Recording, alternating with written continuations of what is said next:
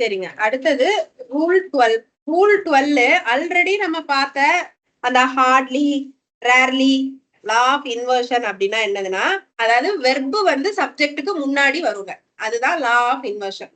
Normal சென்டென்ஸோட structure எப்படி இருக்கும்னா, ஃபர்ஸ்ட் சப்ஜெக்ட் இருக்கும், அதுக்கப்புறம் வெர்ப் இருக்கும். இதே சம்டைம்ஸ் இந்த வெர்பே எப்படி இருக்கலாம்னா சப்ஜெக்ட், ஹெல்பிங் வெர்பு, மெயின் வெர்புன்னு இருக்கும். எக்ஸாம்பிள் பாருங்க, rose is a beautiful flower. So இதுல மெயின் வெர்ப், சப்போர்ட்டிங் வெர்ப் எல்லாமே இஸ் தான். He has brought his lunch. So இந்த இடத்துல ஹேஸ்ன்றது சப்போர்ட்டிங் வெர்பு, brought-ன்றது மெயின் வெர்பு, ஹீன்றது சப்ஜெக்ட். இது ஒரு நார்மல் சென்டென்ஸ்.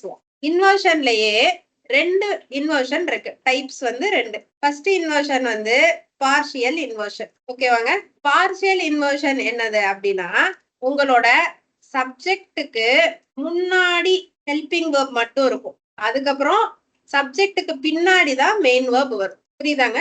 இது பார்ஷியல் இன்வர்ஷன். இன்னொன்னு வந்து கம்ப்ளீட் இன்வர்ஷன். கம்ப்ளீட் இன்வர்ஷன்னா உங்க சப்ஜெக்டுக்கு முன்னாடியே மெயின் வெர்ப் வந்துடும். ஓகேவாங்க. ரெண்டு இன்வர்ஷன் தான். ஆனா இந்த ரெண்டு இன்வர்ஷனும் எந்த கண்டிஷன்ல நடக்கும் அப்படின்னா, கண்டிஷன் என்னதுங்க, உங்க சென்டென்ஸ் ஒரு அட்வர்பால ஸ்டார்ட் ஆகணும். உங்க சென்டென்ஸ் ஒரு அட்வர்பால ஸ்டார்ட் ஆகணும்.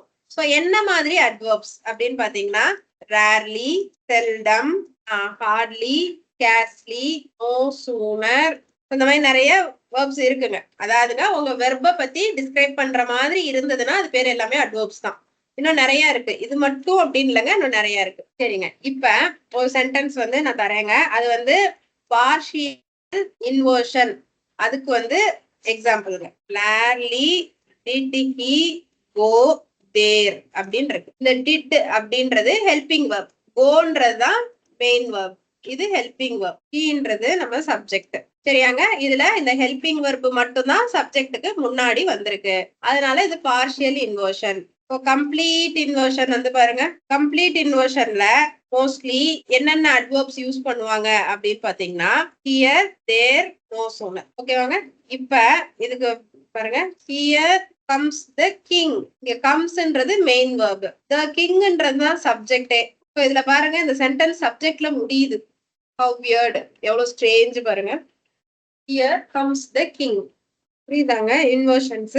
சரிங்க. இதுல ஒரு முக்கியமான குறிப்பு இருக்குங்க. என்ன குறிப்பு அப்படின்னா, ஒரு சென்டென்ஸ் நோ சூனர்னு ஸ்டார்ட் ஆச்சுன்னா அதுல கனெக்டிங் சென்டென்ஸ் ஒண்ணு இருக்குங்க. அதாவது ரெண்டு சென்டென்ஸ் இருக்கும், அதை கனெக்ட் பண்ணும்போது நோ சூனர்னு வந்தா எப்பயுமே தேன்னு தான் அது கனெக்ட் ஆகும். அதுக்கு ஒரு example, no sooner had I entered the class than it began to rain. ஓகேவாங்க.